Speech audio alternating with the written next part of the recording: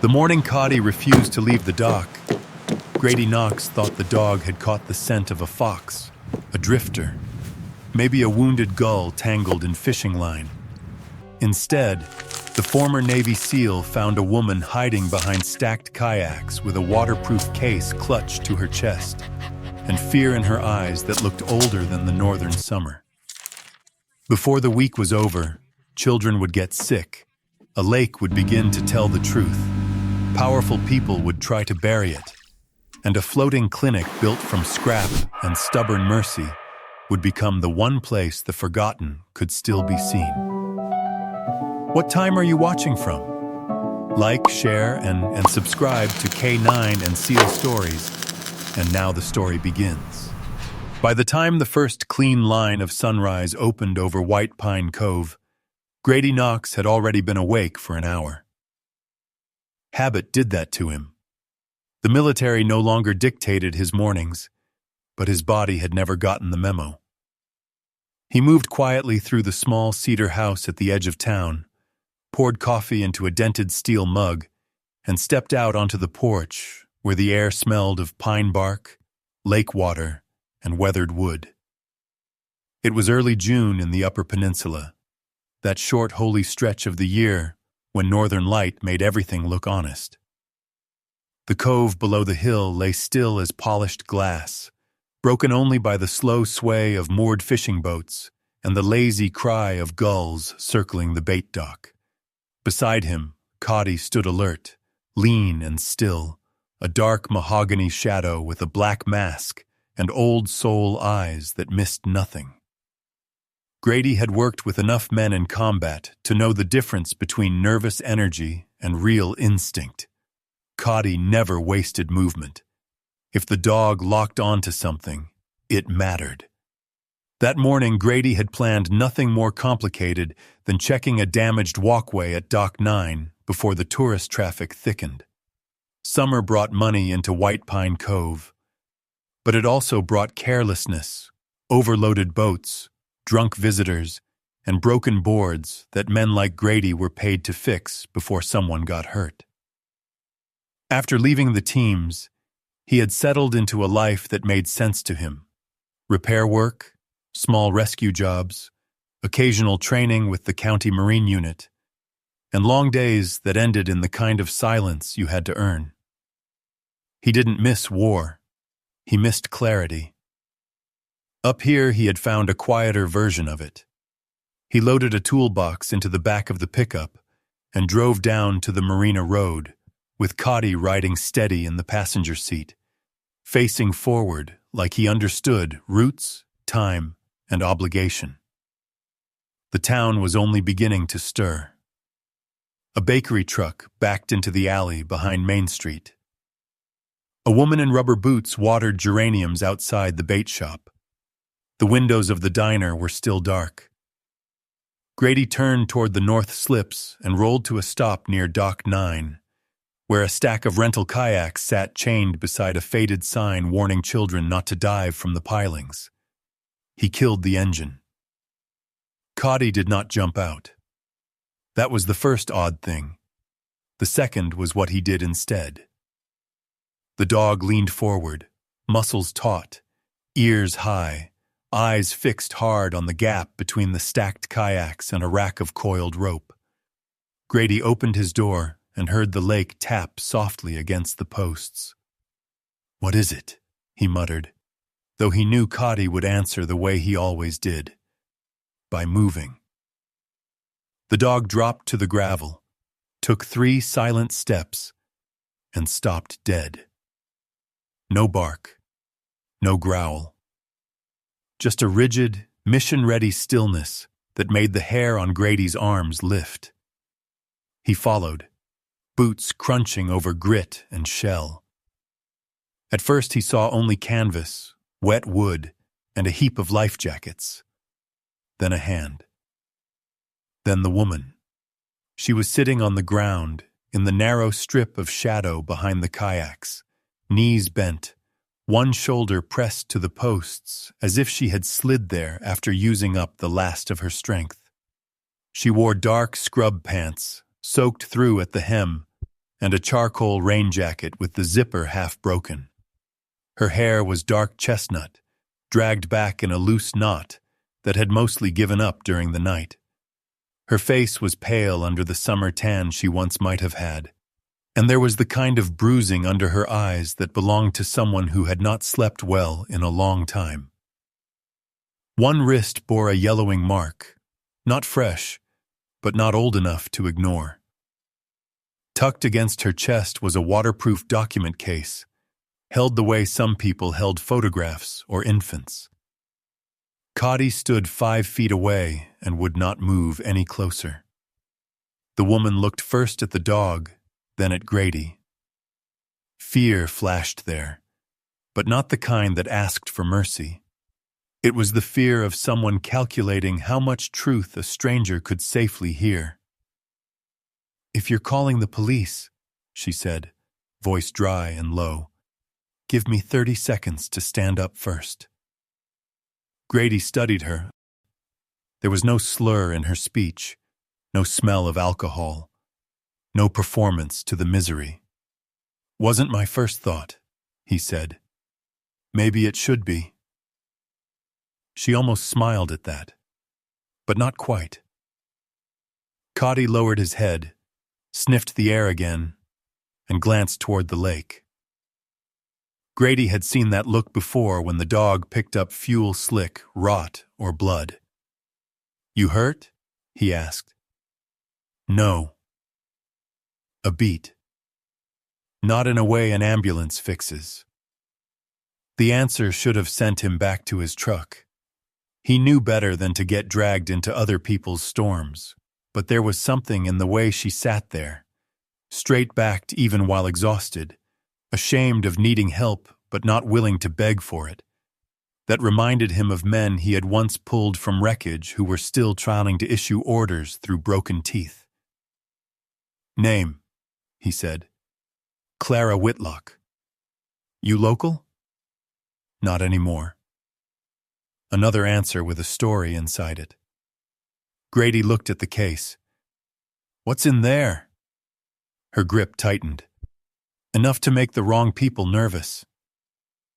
That was the moment Coddy shifted, not away from her, toward the water again. He took 2 slow steps toward the dock edge, stopped, and sniffed with short, controlled bursts. Grady followed the line of the dog's stare to the shallows off the north side of the cove. In the golden light, the water looked perfect, but there was a faint discoloration there, not obvious, just a subtle, cloudy band caught under the surface like a bruise beneath clear skin. "You've been by the inlet," Grady said. Clara's eyes snapped back to him. That told him enough. Everyone in White Pine Cove knew the North Inlet, though few talked about it. It had once fed an old battery repair yard that shut down decades earlier, then later some leased storage lots. Then more recently, a luxury glamping project backed by out-of-town investors who called the shoreline underused and talked about revitalization as if poor people were driftwood. "I need a place to sit for 10 minutes, Clara said. "Then I'll disappear." Grady glanced at Coddy again. The dog still hadn't relaxed. "No," Grady said. "You need water, food, and probably a shower. I've got a shop and a spare couch. You can say no." Clara closed her eyes briefly, like the offer itself hurt. "Why?" He answered honestly because it was easier than inventing something cleaner. "Because my dog doesn't like the water on you, and because you look like you've been carrying the whole night alone." He expected refusal. Instead, her shoulders dropped a fraction. That was all, but it was enough. He brought her to the truck. Coddy took the back seat without argument, unusual for him, and watched her the whole drive with controlled suspicion rather than hostility. White Pine Cove opened around them in morning light. The white church spire, the bait coolers outside the gas station, summer flags lifting over porches. the bright, clean promise of a northern town preparing to sell peace to visitors. Clara sat rigid in the passenger seat with the waterproof case on her lap, saying almost nothing. At the house behind Grady's workshop, she stood under the outdoor tap for a second, as if she had forgotten what ordinary safety looked like. Grady handed her a towel and an old gray sweatshirt from a hook by the mudroom. "Bathroom's inside," he said. "Coffee's on the stove. There's eggs if you can stand food." While she cleaned up, he fried potatoes and listened to Coddy pace once across the kitchen, then stopped beside the case she had left on a chair. The dog sniffed the seams, backed off, and sneezed. Chemical, metallic, wrong. When Clara returned wearing the sweatshirt and her own scrub pants, she looked less like a fugitive and more like someone the world had failed in slow, procedural ways. They ate in silence until she noticed Coddy staring at the case. "He keeps doing that," she said. "He knows something on it doesn't belong here." "What is it?" Grady asked again. Clara stared at the table. Water test strips, patient notes, photos, lab printouts, names. Grady leaned back. "Names of who?" "People who got sick and were told there was no pattern." She opened the case at last. Not fully, just enough to show what lay inside. Clipped reports, sealed sample vials, printed maps, photos of skin rashes, a marina receipt, and a page filled with handwritten notes. Across one corner, in thick black marker, were the words, "North Inlet. Keep kids out." Grady read the line twice. Outside, the lake glittered like it had never lied to anyone. Coddy walked to the open door, stared north, and refused to lie down. Grady had spent enough of his life around trauma to understand that there were two kinds of broken people: the ones who shattered outward and the ones who held their shape so perfectly you could miss the cracks unless light hit them just right. Clara Whitlock belonged to the second kind.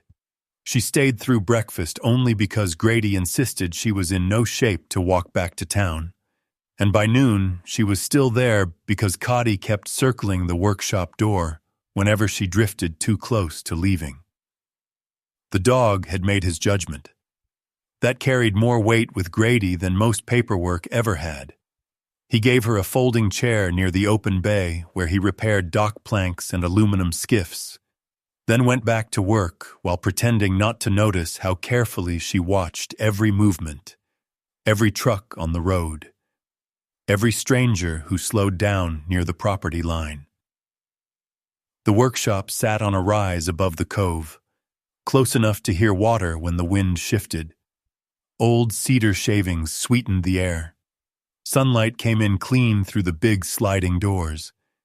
It should have been a place that calmed a person. Clara sat with the posture of someone who had forgotten how. Around 2 in the afternoon, the first interruption came in the form of Milo Perez, a 19-year-old marina hand with more enthusiasm than judgment and a fishhook buried near the base of his thumb.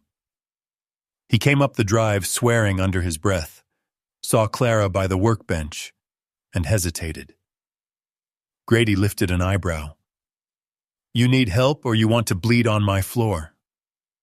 Milo looked embarrassed, mostly because the hook injury had happened while trying to impress 2 girls renting paddleboards. Clara stood before Grady said anything. "Sit," she told Milo, and the command in her voice was quiet but absolute. Grady watched the change happen. Her shoulders leveled. Her eyes sharpened. The fatigue was still there, but something older and steadier rose beneath it. The practiced calm of a medical professional who had done this while people screamed, while machines alarmed, while families begged for outcomes no one could promise. She cleaned the wound with water from a sterile bottle, assessed the angle, asked about tetanus, asked about allergies. and removed the hook with a steadiness that made Milo go pale. "There," she said, wrapping the hand. "You'll keep it clean, and if you ignore swelling because you're 20 and stupid, you'll deserve the lecture you get later." Milo blinked at her. "You a nurse?" Grady stayed quiet. Clara gave a small, tired exhale. "Something like that." Milo nodded as if that answer somehow made more sense than anything else. Once he left, Grady leaned on the workbench. "You handled that like you've done 1,000. Clara looked out toward the water. "More." It was the first honest conversation they had all day. By evening, she had told him enough to build the frame, if not the whole structure. She had trained in Boston, worked trauma, and later forensic nursing, and eventually joined a public health team reviewing patterns in undocumented illness among transient workers and low-income shoreline communities across northern lake towns. White Pine Cove had crossed her desk because of a cluster that made no sense if you believed the official reports.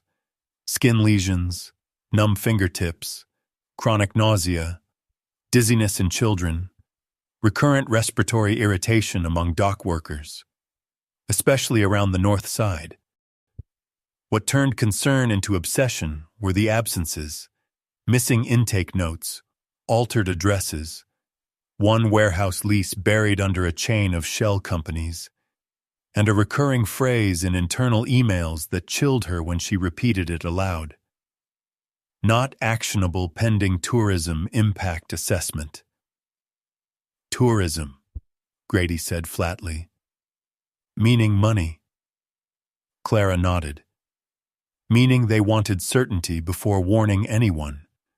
The kind of certainty that arrives after enough people have been hurt that the warning no longer saves them." She did not say the next thing immediately. Coddy, stretched in the doorway, lifted his head before she spoke, as if he sensed where memory was going. "There was a boy," Clara said. "Seasonal dock crew, 17. Collapsed after swimming near an unofficial rope line north of the rental slips. I flagged the overlap before it happened. Not loudly enough." Grady set down the screwdriver in his hand. "That's not on you." Her laugh was small and bitter. "That sentence has never once changed what I wake up with." The next morning she should have been gone. Instead, Grady asked if she wanted to come with him to the municipal marina office. It was a flimsy excuse built around inventory forms and a torn fuel receipt.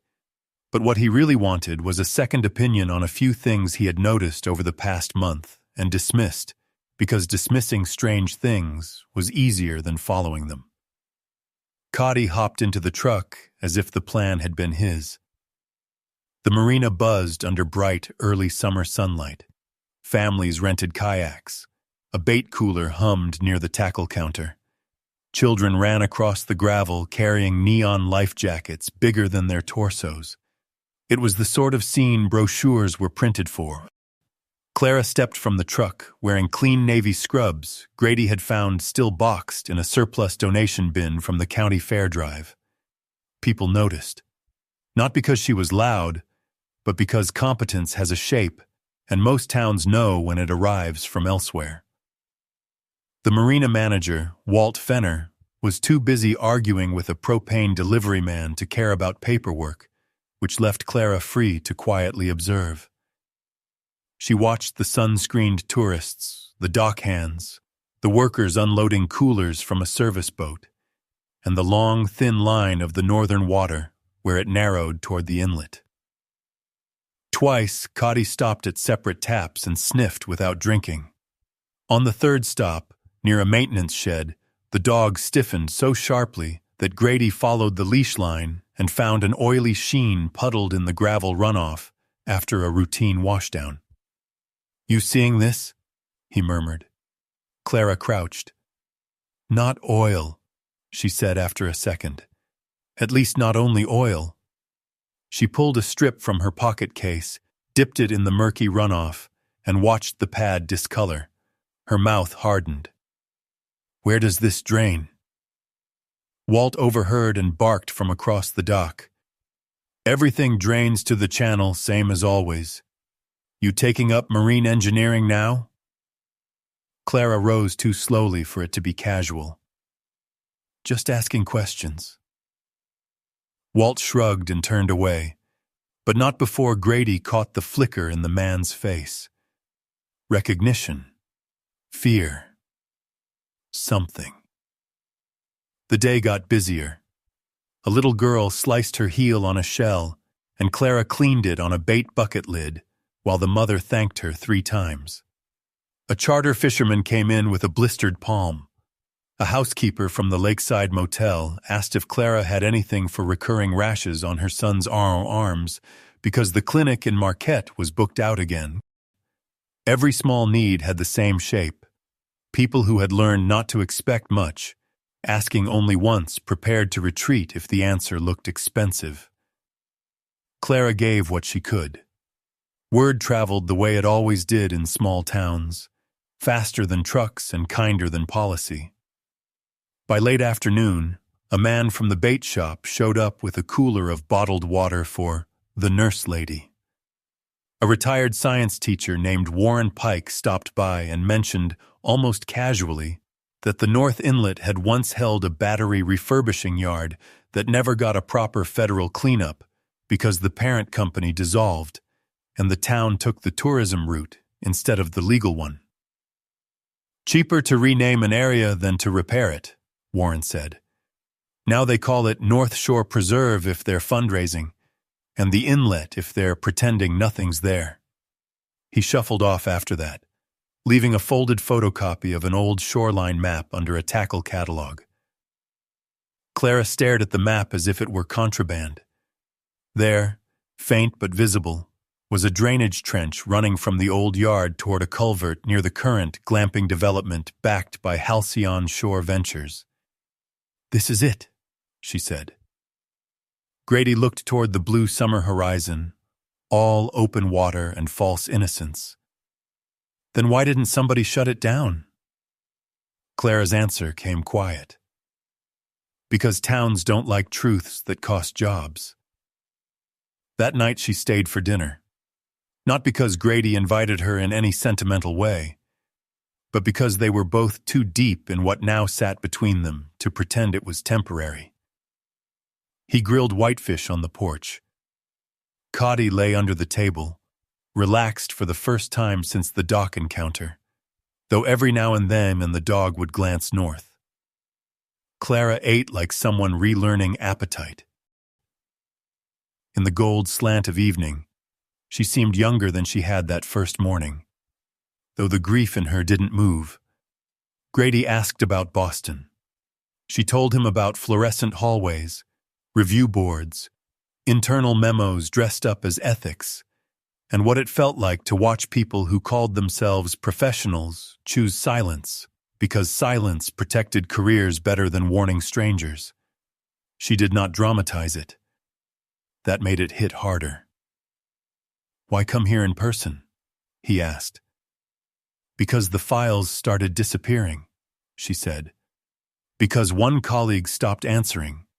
Because a man I never met told me over the phone that my safety would improve if I let the data go." Grady's jaw tightened. Coddy lifted his head. "And because," Clara added, looking down at the old map Warren had left, "someone already paid for this lie with their body. I wasn't going to let them vanish into a spreadsheet." Grady didn't say yes out loud that night. He didn't have to.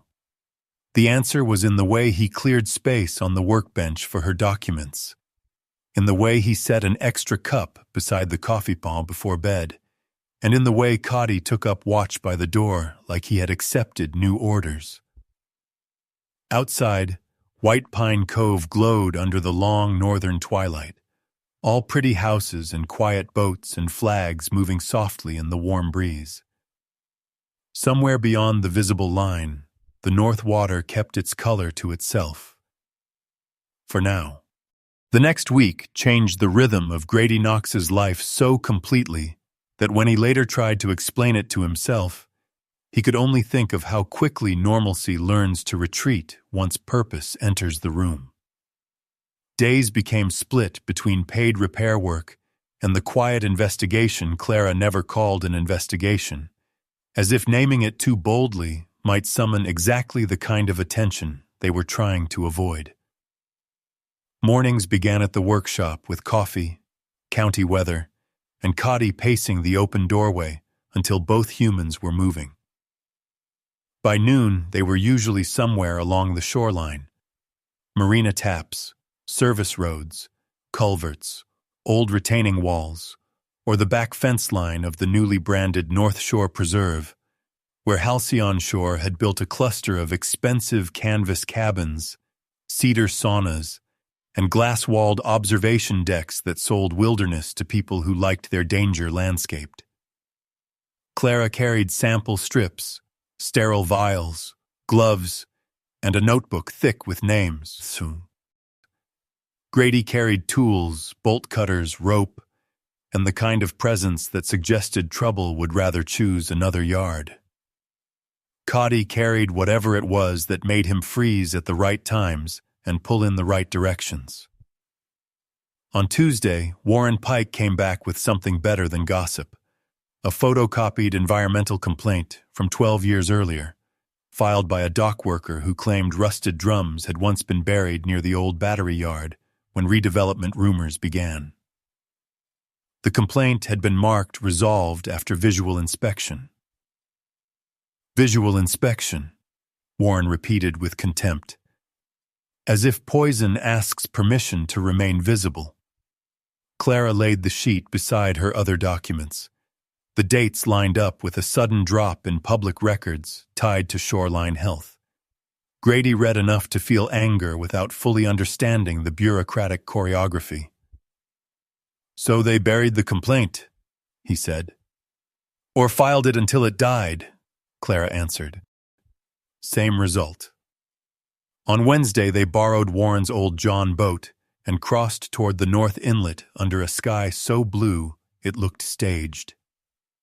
Summer crowds stayed closer to the swimming cove and rental stands, leaving the upper channel mostly empty except for reeds, dragonflies, and the distant clank of construction from the resort side. Coddy stood in the bow, weight balanced, scanning. Halfway through the channel, he turned sharply toward a bank masked by cattails. Grady cut the motor. They drifted in. Hidden behind the reeds was a concrete outfall almost completely obscured by growth and shadow. At first glance, it looked abandoned. At second glance, it was damp around the lip. Clara crouched in the boat, dipped a vial, then another. Her face changed before the strip had fully reacted.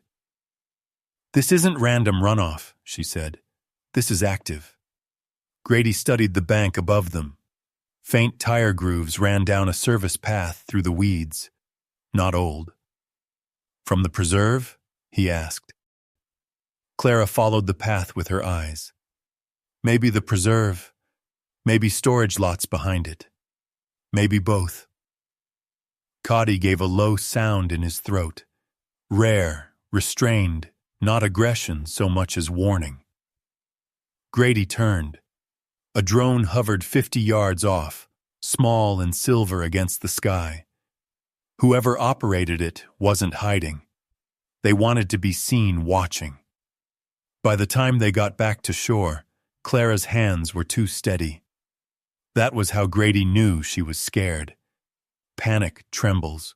Real fear goes very still. "We need copies of everything," she said. "And if anything happens to the original notes, people need enough to keep going." They spent the afternoon scanning documents at Warren's house because his internet was slow enough that nobody would think to monitor it, then copied files onto 3 encrypted drives Clara had brought, but not mentioned. One went into a tackle box under loose screws in the workshop. One Warren taped beneath a desk drawer. One Clara kept on her body. Coddy shadowed the process like a guard assigned to paperwork.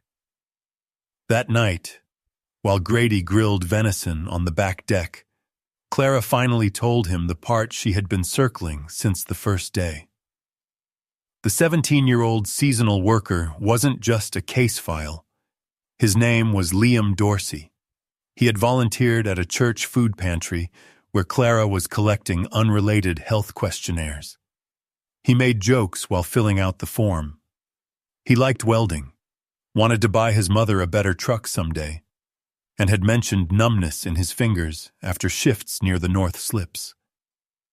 Clara had flagged the symptom cluster, drafted a memo, and been told to hold while administrative review caught up. Liam collapsed 2 weeks later after swimming near a rope line someone had unofficially moved to create more room for guest paddlecraft. He survived, but barely, and never returned to full strength. "I was still asking for approval," Clara said, staring past the porch rail into the darkening trees. "I let procedure outrank warning. I can justify it 6 ways, and not one of them lets me sleep." Grady wanted to give her absolution, but he had learned long ago that some guilt isn't looking for comfort. It is looking for honest company. "Then we do this without waiting," he said. Coddy laid his chin on Clara's knee for the first time. She froze, then slowly touched behind his ear. The dog accepted it. By Thursday, the town had started to notice patterns of its own. A waitress named Ivy Carlin from the Lakeshore Grill came by asking for something for a rash on both forearms that flared after every shift washing glasses from the North Events deck.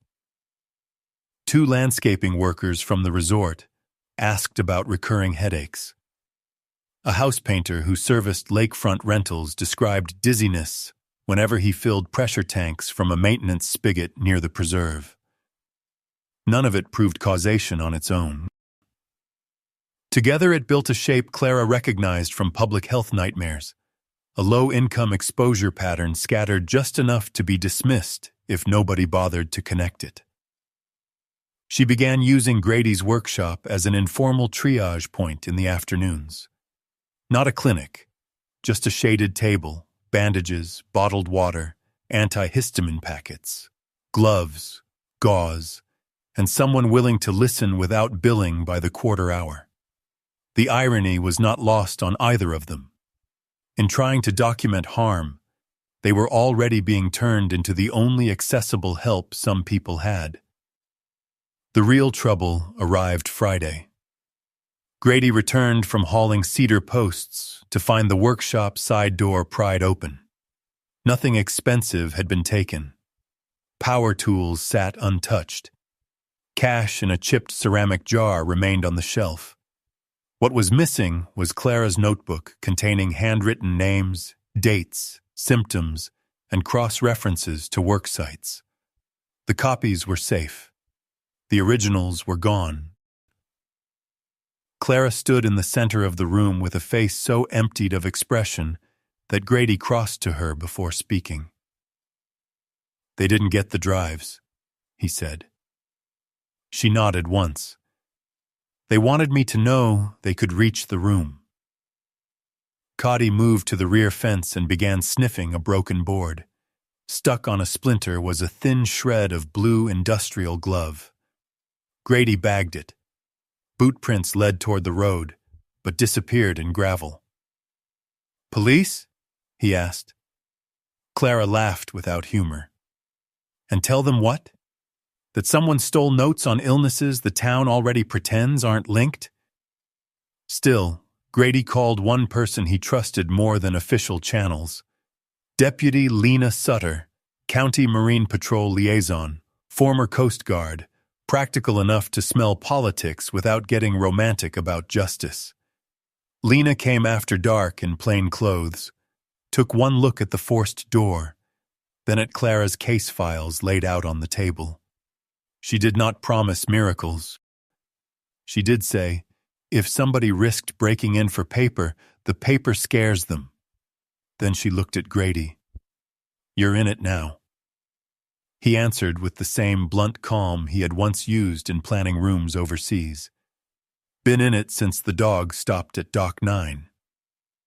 Lena left with the glove fragment and a warning to vary routines. For the first time since arriving in White Pine Cove, Clara admitted she was considering leaving. Not because she had stopped caring, but because she had seen what happened when good men decided to stand too close to her problems. Grady was cleaning varnish brushes at the sink when she said it. He didn't turn around right away. "You go now," he said. "They win twice. Maybe staying gets people hurt." He dried his hands, faced her, and held her gaze. "People are already hurt." That sentence stayed between them long after the conversation ended. Outside, northern twilight flattened into indigo. The lake held a strip of dying gold. Coddy lay across the threshold, body turned outward, guarding them from the road. The first open hostility came disguised as civic concern. By the following Monday, flyers appeared on 2 community boards and a gas station window warning residents about unauthorized medical rumors and encouraging anyone with health concerns to seek proper channels instead of outside agitators. No names were printed, but White Pine Cove was too small for ambiguity. Clara saw one flyer at the diner and folded it into quarters before finishing her coffee. Grady saw the second, tacked to a piling near the marina, and tore it down so hard the staple bent. The town divided the way small towns always do when truth threatens payroll, not loudly at first, more through omission. Greetings cooled. A hardware supplier delayed Grady's order without explanation.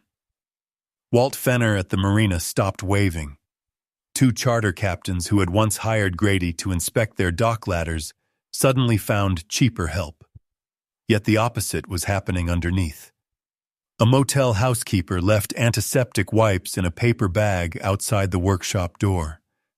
Warren Pike brought a collapsible exam cot from his late wife's hospice days.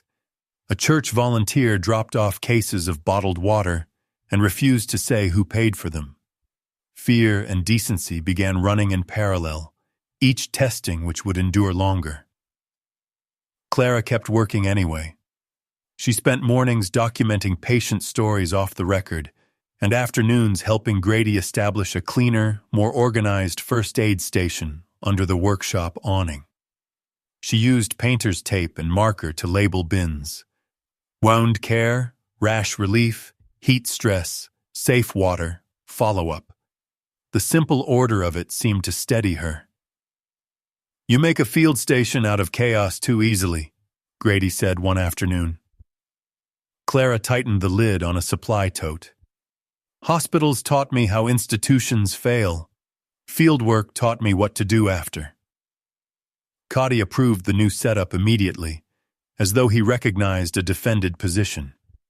He lay near the open path to the road, eyes tracking everyone who entered.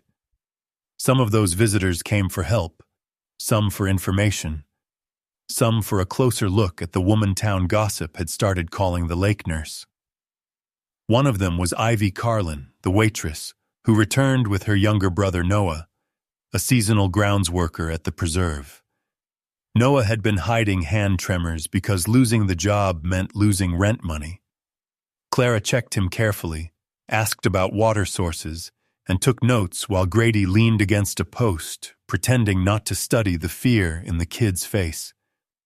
"Don't put my name on anything public," Noah said. "You can write the symptom, not the name." Clara nodded.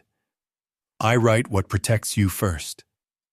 That answer bought more trust than any credential could have. By midweek, the workshop had become too visible to stay invisible and too useful to shut down gently. A sleek SUV with Halcyon shore plates rolled up the drive around noon. Out stepped Bryce Mallory, Regional Operations Director, 50 if he was a day, wearing a linen jacket that had never met honest dirt. He smiled before introducing himself, which told Grady everything he needed to know. "Mr. Knox, Bryce said, extending a hand Grady did not take. I'm told you've been entertaining some fairly damaging claims about preserve operations. Clara appeared in the doorway behind Grady, posture straight. Bryce's smile narrowed by a degree. Ms. Whitlock, I hoped we might speak constructively. You can try, Clara said. Bryce framed everything as liability, optics, and unfortunate misinterpretation. He did not deny concern outright. That would have been clumsy. Instead, he spoke the language of delay, ongoing assessment, procedural review, responsible messaging. He offered access to internal safety summaries if Clara would stop circulating unverified narratives that might alarm guests and workers alike. Grady watched Clara hear in real time the exact machinery that had once ground her down somewhere far from this lake. People are already alarmed, she said. Their skin is splitting. Their kids are dizzy. Their hands go numb at work. You don't get to call that narrative. Bryce finally dropped the silk from his tone. You are not licensed in this state to run public health interventions. Grady stepped forward before Clara could answer. Good thing this is my property and bottled water. Bryce glanced at Coddy and did not like what he saw in the dog's stillness. Be careful, he said, as he returned to the SUV. Towns remember who costs them a season. The threat sat heavy after he left. Grady spent the afternoon replacing the workshop gate latch, installing motion lights, and securing the document cabinet to the wall studs. Clara spent the same afternoon pretending she was not shaken.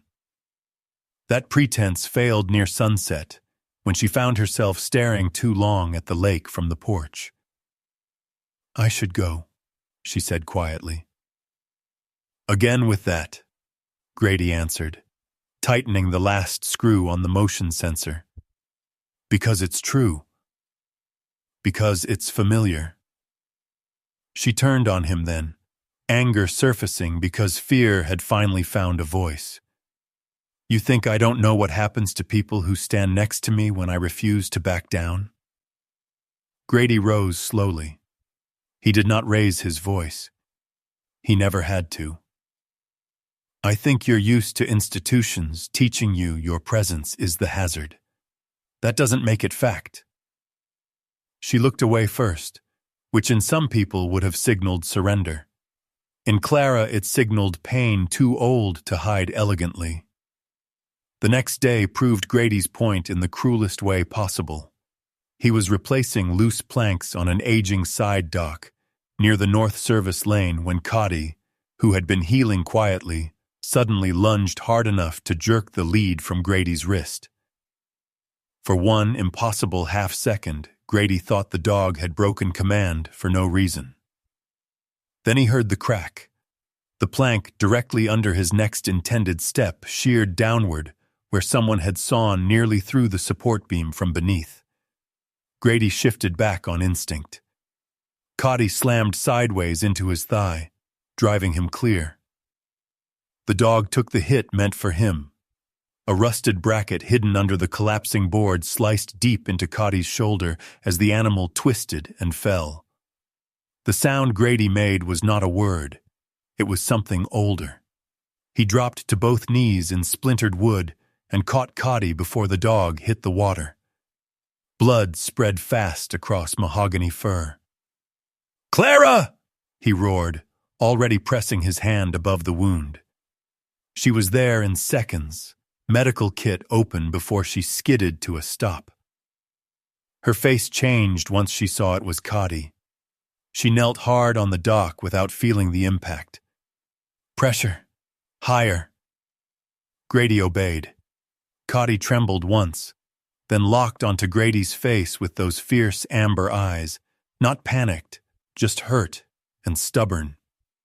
Clara cut away fur, checked depth, and worked with the terrifying steadiness of someone refusing emotion because motion mattered more. Not arterial, she said. Deep laceration. We need the truck now. Grady lifted Coddy with blood on his forearms and ran. At the county emergency vet 2 towns over, he sat in a molded plastic chair with his elbows on his knees and Coddy's blood drying in black-red lines beneath his watch. Clara cleaned her own hands in a restroom sink and stared at them until the water ran cold. She had treated strangers, children, trauma victims, and dying men. But something about watching that dog throw his body between danger and Grady split her open in a place words never reached. It was not only loyalty, it was recognition. Coddy had done what humans kept failing to do for one another: move without hesitation toward the vulnerable point. The vet emerged after what felt like a season. Coddy would live. Stitches, drainage, antibiotics, rest. No lake work for a while. Grady closed his eyes once and breathed. In the truck on the ride back, Coddy slept under sedation with his head on a folded blanket. Clara looked out at the endless green roadside and finally said the thing that had been building all day. "Someone tried to hurt you."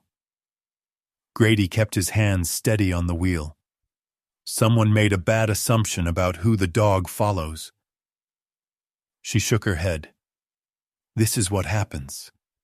Pressure becomes sabotage. Sabotage becomes blood." "And what's the lesson?" he asked. "Leave?" She did not answer. He did. No. Back at the house, they settled Coddy on a pallet by the living room window. The dog woke once, whined softly, and tried to stand. Grady knelt beside him until he lay back down. Near midnight, while moonlight silvered the yard and the lake gave nothing away, Clara walked into the kitchen where Grady sat at the table with untouched coffee. "I'm not leaving," she said. He looked up. She was crying, but only barely, the way some strong people do when they're furious with tears for existing. "Good," he said. She leaned against the doorframe. "If they're willing to do this for notes and questions, then we stop making ourselves easy to isolate." "You got an idea?" Clara nodded. "Not a clinic in a shop, not paperwork in hiding. Something public, useful, hard to bully quietly." Grady waited. "There's an old ferry barge rotting behind the municipal yard," she said. "You could rebuild it. We anchor it near the public slips. A floating aid station. Water testing. First aid. Health logs. No one has to come onto private property. No one has to choose between getting seen and being seen with us."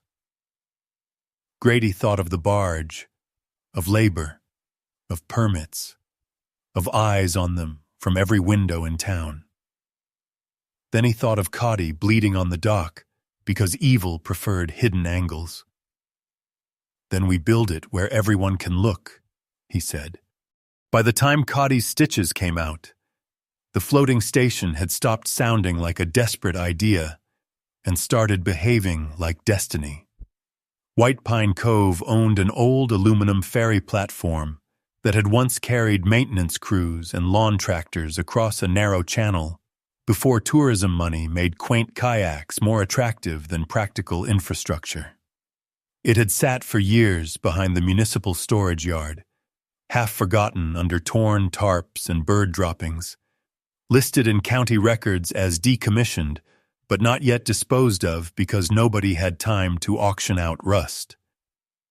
Grady saw it 3 days after Clara proposed the plan and understood immediately why no one else wanted it. The deck plates needed replacement. The railings were corroded. One corner pontoon had a shallow split, and the awning frame was twisted. "It's ugly," Clara said. "It's honest," Grady answered. Lena Sutter helped them navigate the first layer of official resistance by framing the project as a community marine safety initiative during peak season. Warren Pike wrote a letter full of phrases people in county offices admired, such as low-cost shoreline access and preventive harm reduction. Ivy Carlin got the church ladies talking. Milo Perez talked to the dock workers. Noah, shaky hands and all, convinced two landscaping guys from the preserve to come at night with tools because they were tired of pretending nothing was wrong. The beauty of summer in the north is how late the light stays. The barge came back to life under long evenings of hammering, welding, sweeping, painting, measuring, and argument. Grady rebuilt the frame with the precision of a man who trusted labor more than speeches. Clara designed the interior like a field medical unit distilled through scarcity. One exam bench, lockable supply cabinets, shade over the intake table, hand-washing station, cooler storage, laminated symptom forms in English and Spanish, and a board labeled Safe Water Today with room for updates by shoreline sector. Coddy, finally out of his restricted rest period, but not yet back to full exertion, supervised from a folding blanket at the edge of the work zone, and accepted exactly one unauthorized extra biscuit per volunteer per day. People brought what they could. A grocery manager donated bottled water near expiration. A retired EMT gave them splints and blood pressure cuffs. A teacher's aide printed health information sheets on the school copier after hours. Someone dropped off bright orange life rings without a note. Someone else left a marine radio on the barge bench. The town had not become brave all at once, but it was becoming useful, which often matters first. They named the station Safe Harbor before anyone could overthink it. On its first operating day, the cove was all blue sky, waving flags, sunscreen smell, children laughing on docks, and the sort of weather that convinced tourists the world had been made especially for their vacation photos. Safe Harbor floated just off the public slips. Not grand, but impossible to ignore. White paint, blue trim, aid signage, neatly stacked water cases, and Coddy stretched alert near the gangway, like a living seal of approval. The first visitors were exactly who Clara expected. People too proud for a doctor, but practical enough to accept a nurse and free water. A deckhand with heat cramps. A grandmother asking if a rash needed emergency care.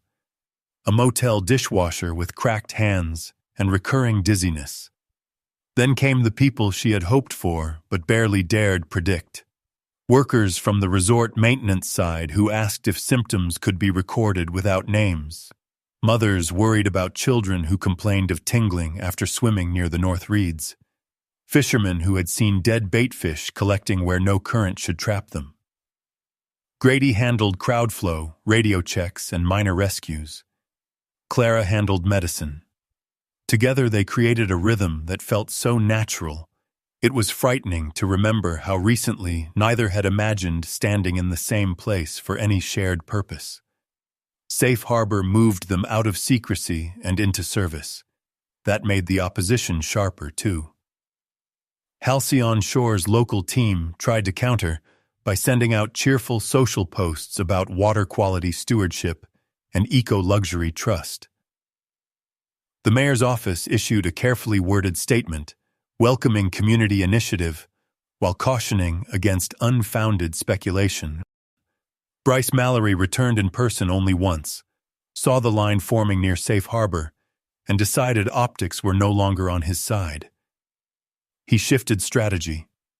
Anonymous comments appeared on local pages accusing Clara of chasing a settlement, accusing Grady of using veteran status as a shield, accusing Safe Harbor of stealing medical data. Lena quietly told them that none of those accounts traced local. "Somebody's paying for volume," she said. "Volume isn't proof," Clara replied. Lena nodded toward the barge where three young mothers waited with children in tow. Neither are likes. The station's second week transformed it from experiment to necessity. A dishwasher named Lucia brought her husband, who worked janitorial nights at the preserve and had mouth ulcers he was hiding because he feared deportation more than illness. A teenager from the trailer park arrived with a swollen wrist and a cough that had lingered for months. Ivy organized a discreet schedule so food pantry clients could stop by after pickup. Warren set up a whiteboard where people could mark, by sticker, not name, where they lived and where symptoms began. Patterns emerged so visibly that even Grady, who preferred facts he could hold, felt the shape of the lie tightening into something no decent person could miss. Most of the red stickers clustered near the North Service lanes, staff housing blocks and supply wells tied to preserve maintenance. One Thursday, a freelance reporter named Seth Delaney came up from Traverse City after hearing rumors of a dog who kept refusing North Shore water. Grady hated the angle instantly. "This isn't a circus," he said. Seth looked at Coddy, then at the symptom board, then at Clara bandaging a little boy's foot, while explaining to his mother how to avoid contaminated shoreline runoff. To his credit, Seth adjusted. He spent 6 hours quietly observing before asking questions. Clara showed him anonymized trends, not private names. Grady showed him the outfall photos. Warren showed him maps. Lena refused to go on record but did not chase him away. By sunset, Seth had enough to understand the story was not eccentric local activism. It was a public health vacuum being filled by a veteran, a nurse, a dog, and a town learning how not to betray itself. That same evening, Bryce tried one last private approach. He came to the end of the gangway after the crowd thinned, hands visible, smile careful. "Ms. Whitlock, I can arrange independent review, funding, legal insulation, maybe even a lead role in regional monitoring if you stop escalating this in public." Clara did not stop wiping down the intake counter. Public is where the sick people are. Public is messy. So is contamination. He lowered his voice. You are turning a seasonal concern into a permanent reputational wound.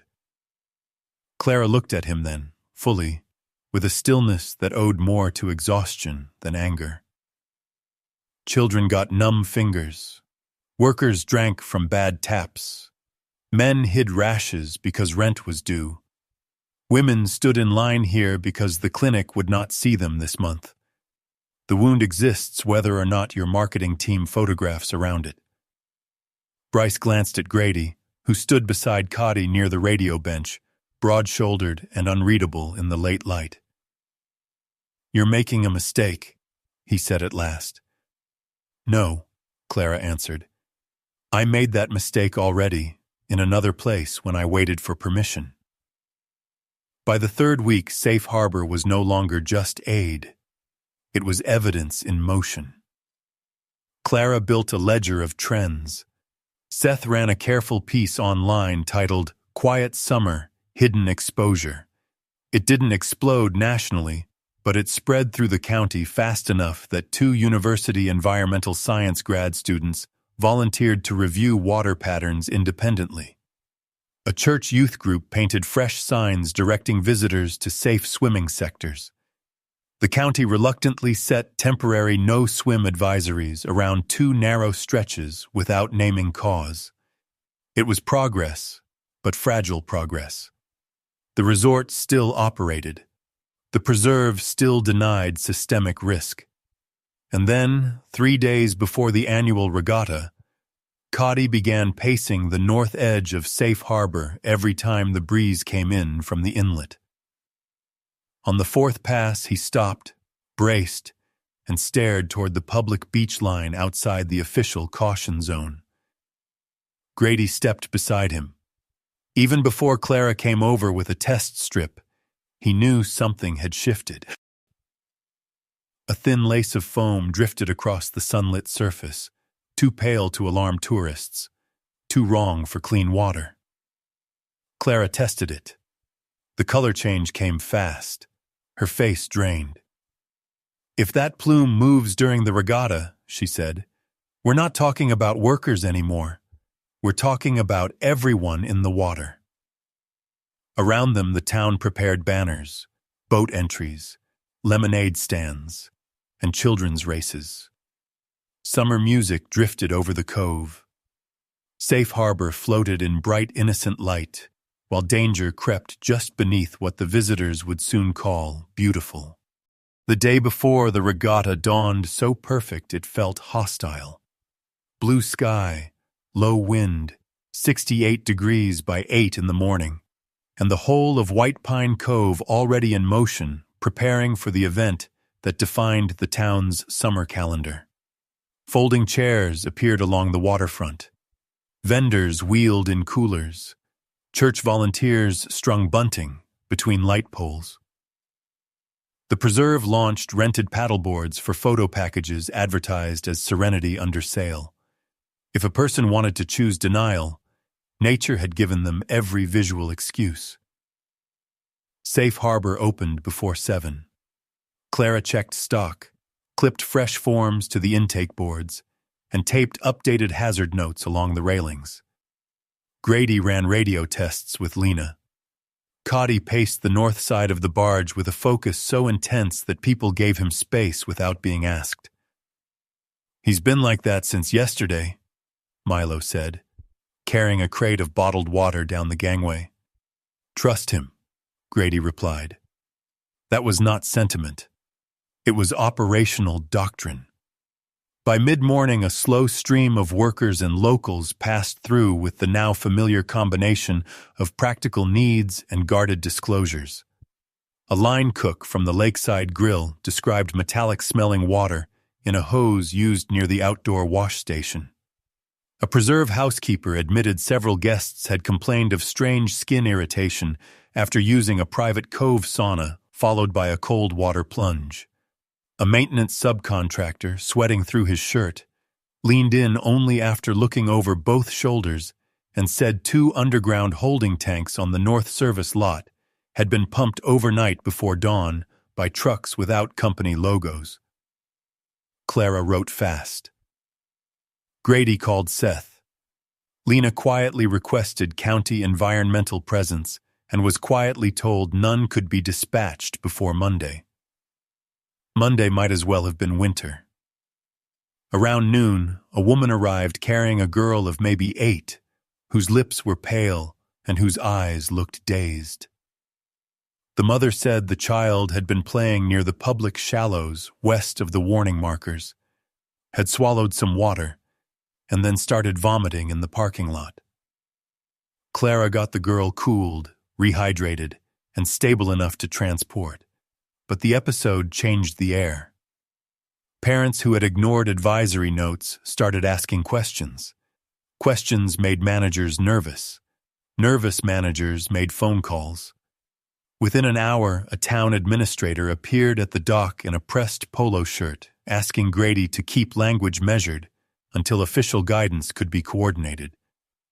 "Official guidance has had years," Grady said. The administrator did not answer that. Seth arrived with a camera operator at 1, small crew, low profile, and smart enough not to interfere. He interviewed Warren about historical drainage, Ivy about families being priced out of care, and Clara about patterns without pushing her toward melodrama. "No grandstanding," Clara told him. "No ominous music version of this. People are sick. The story is not me." "Then the story is systems," Seth said, "and the people filling the gap." She did not correct him, but her eyes flicked toward Grady and Coddy before turning back to the intake line.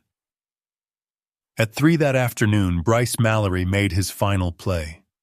He came not with threats, not with county talking points, but alone, stripped of performance, almost convincing in his urgency. "The regatta needs to proceed," he told Grady and Clara beside the supply lockers, low enough that the waiting families could not hear. If you trigger panic without confirmatory enforcement action, this town will never forgive you. Clara looked exhausted rather than angry. If we do nothing, and a child gets pulled through that plume tomorrow, I won't need the town's forgiveness because I won't be able to live with myself. Bryce pressed harder. You don't know the plume will spread. Clara held up yesterday's sample sheet and this morning's. I know it already has. Then she said the thing that ended whatever negotiation remained. You are not trying to protect the town. You are trying to protect the people who made the town carry the risk. Bryce's face went flat. Then you'll burn with it. Grady stepped between them with a quietness that carried more threat than shouting ever could. Leave the dock. Bryce did. Coddy watched him until the man disappeared into the festival crowd. That night, nobody slept much. Seth arranged for footage backup in 3 locations. Lena parked Marine Patrol within fast launch distance and told Grady unofficially that if he called, she would move before paperwork caught up. Warren went through old maps one final time and highlighted a secondary drainage route nobody had yet checked. Clara sat at the workbench under a single lamp, aligning data sheets into packets that could be handed to anyone with enough authority to matter once the moment came. Grady made coffee neither of them drank. Coddy slept in short intervals, waking whenever the north breeze shifted. Around 2 a.m, Clara walked out to the porch overlooking the dark lake. Grady joined her without speaking. In moonlight, the cove looked peaceful enough to be a lie told by God himself.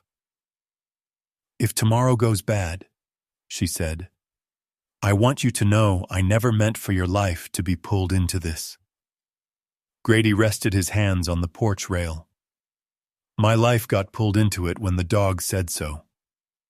She laughed softly despite herself. After a moment she said, I'm serious. He turned to her then. So am I. It was the closest either of them had come to saying what lived beneath the work, the fear, and the long northern evenings.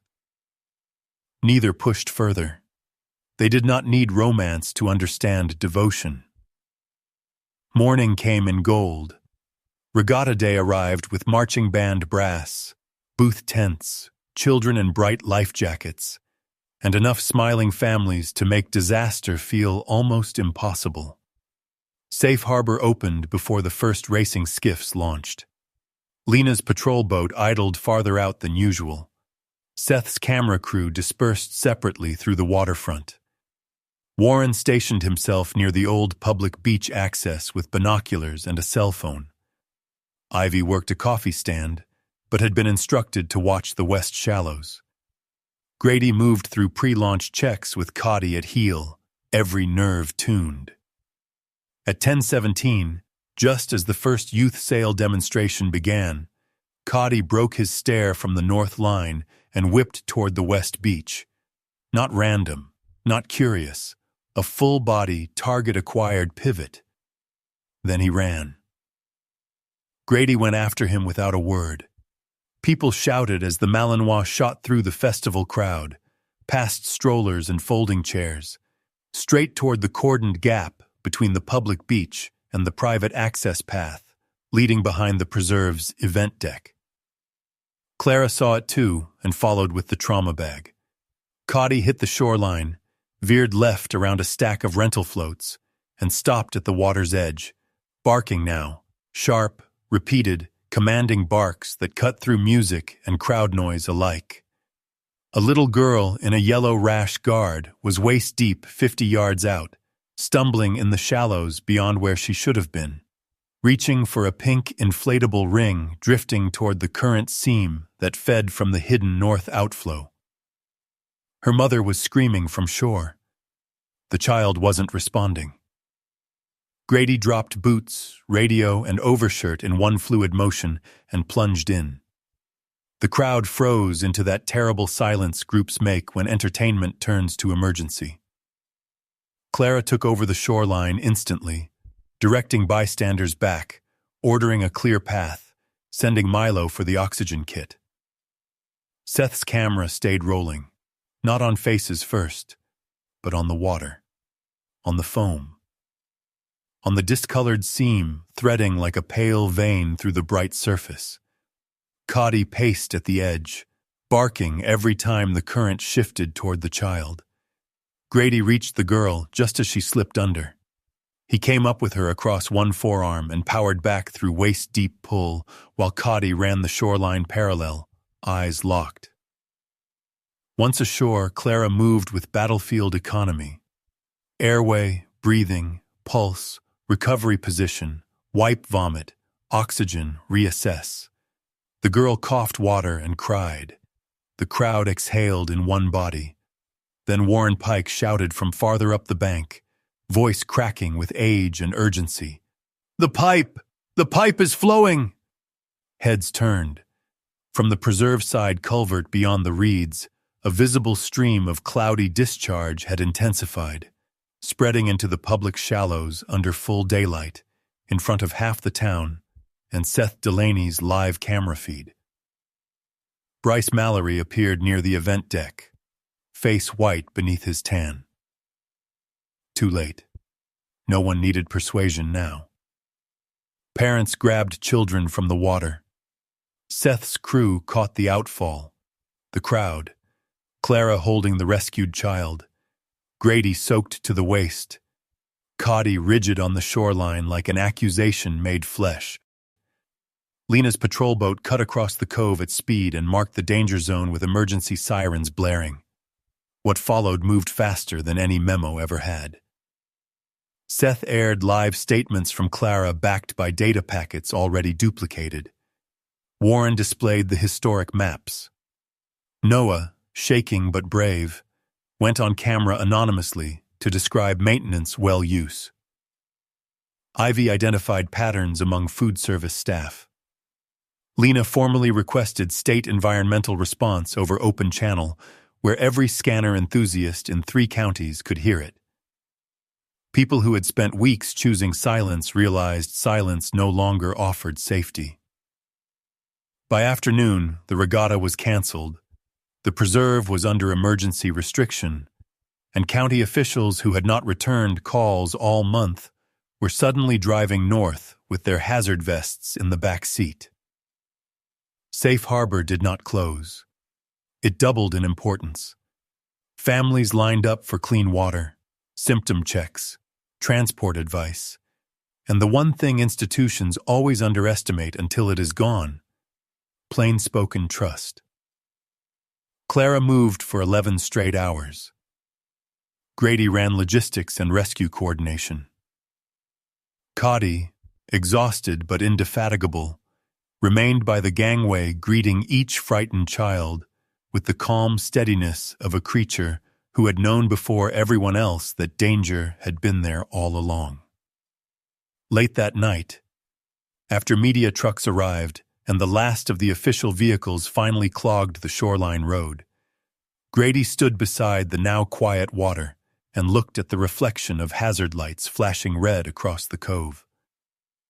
Clara came to stand with him, shoulders sagging, hair loose, hands marked by the day. "It's out," she said. He nodded. Now comes the part where people try to call it complicated. Clara watched Lena's team set more markers. "It is complicated." Grady looked at Safe Harbor, at Coddy sleeping against a coil of rope on the deck, at parents still lingering because leaving the barge felt safer than leaving the truth. "Not the part that mattered," he said. Exposure did not solve White Pine Cove in a single cinematic sweep, though for a few days the town behaved as if adrenaline alone might rebuild what denial had rotted. State environmental teams came first, then public health officials, then lawyers representing families who had once been too busy surviving to imagine suing anybody. Halcyon Shore issued statements full of cooperation language and zero apology. The county, cornered by footage and public anger, erected emergency barriers around the inlet and the west public shallows. Water tankers delivered safe supplies to staff housing blocks. Testing tents appeared in church parking lots. Reporters came and went. Through it all, Safe Harbor remained the beating center of what mattered. Because while officials counted thresholds and sampled sediment, real people still needed their rashes checked, their children reassured, their work restrictions explained, and their fear translated into next steps. Clara had become, without ever seeking it, the person families searched for first in any crowd. Grady saw it every day. He saw it when a mother with a toddler on one hip turned away from a county badge to speak first to Clara, because Clara had touched her child's fevered forehead 3 weeks earlier and remembered the boy's name. He saw it when old men who distrusted government forms handed symptom notes to Grady only because Coddy was sitting at his feet, and because everyone in town now knew the dog had helped save the girl on regatta day. The station that had begun as improvisation became system faster than any office blueprint ever would have. Warren managed intake volunteers. Ivy handled food runs. Milo learned to check vitals. Lena coordinated between marine closures and emergency transport. Seth's reporting pulled in donations from outside counties. Not millions, but enough. Sealed medical supplies, water filters, portable hand wash units, folding privacy screens.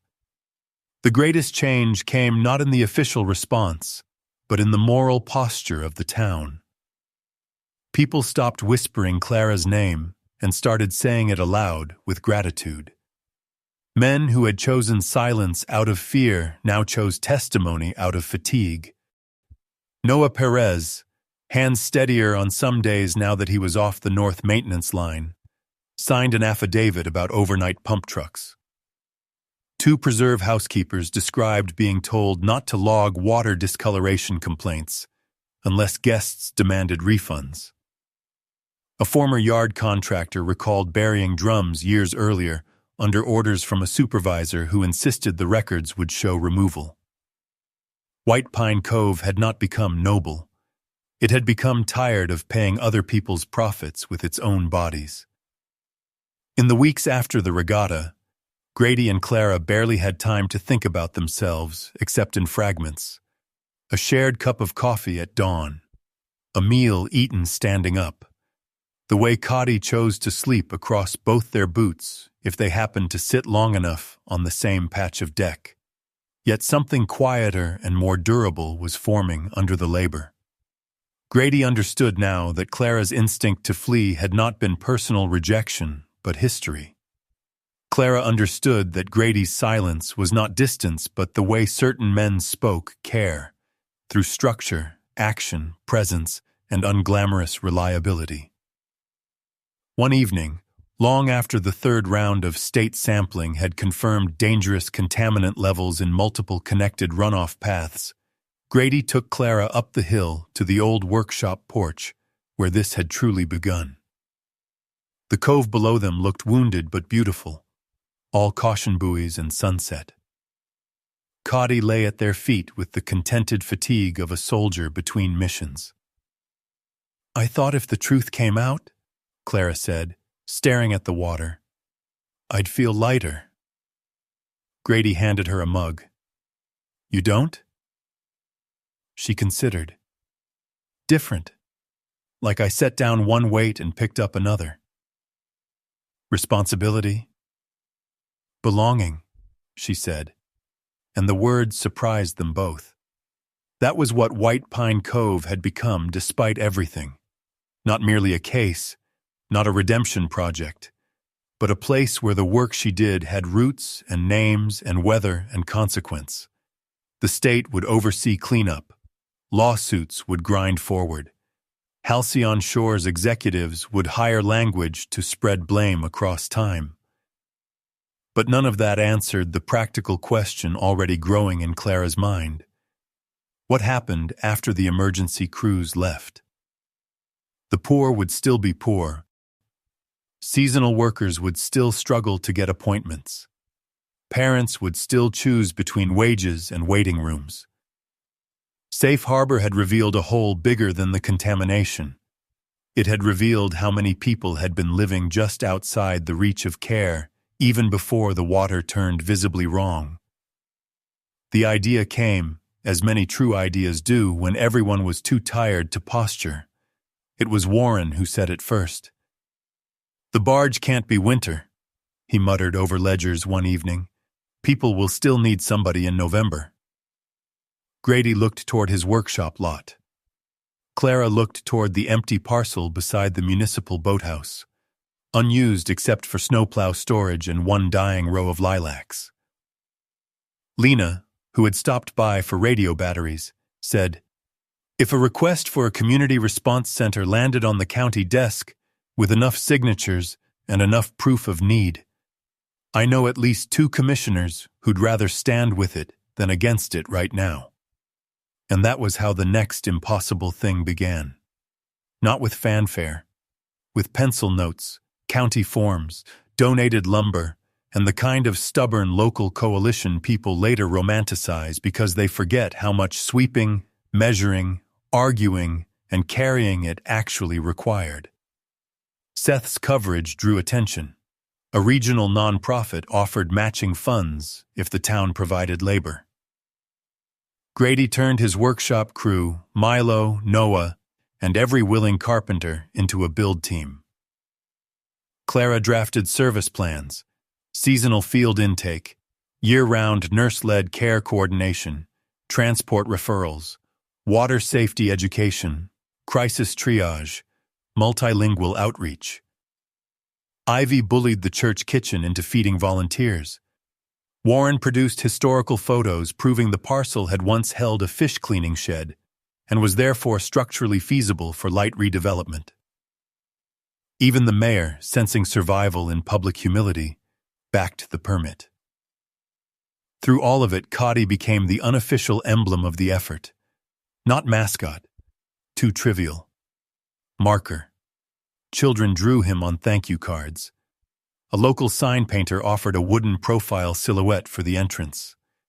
Families who had once only known him as Grady's serious dog now bent to stroke his head before dropping off water jugs or paint cans.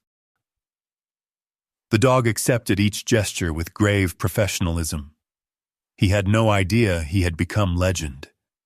He only knew his people were finally moving in the same direction. Autumn came early to the north, as it always does, with sharper mornings and leaves beginning to bronze along the shore. The permanent center rose beside the boathouse, not large, not expensive, but solid and bright, with big front windows, a clean intake room, supply storage, a small exam suite, a coffee corner, and a wall reserved for water updates and community notices. Grady built the front deck wide enough for wheelchairs. Clara insisted on coat hooks low enough for children. Warren donated framed maps. Lena brought a retired marine radio for storm alerts. The sign over the door read, "North Shore Safe Harbor."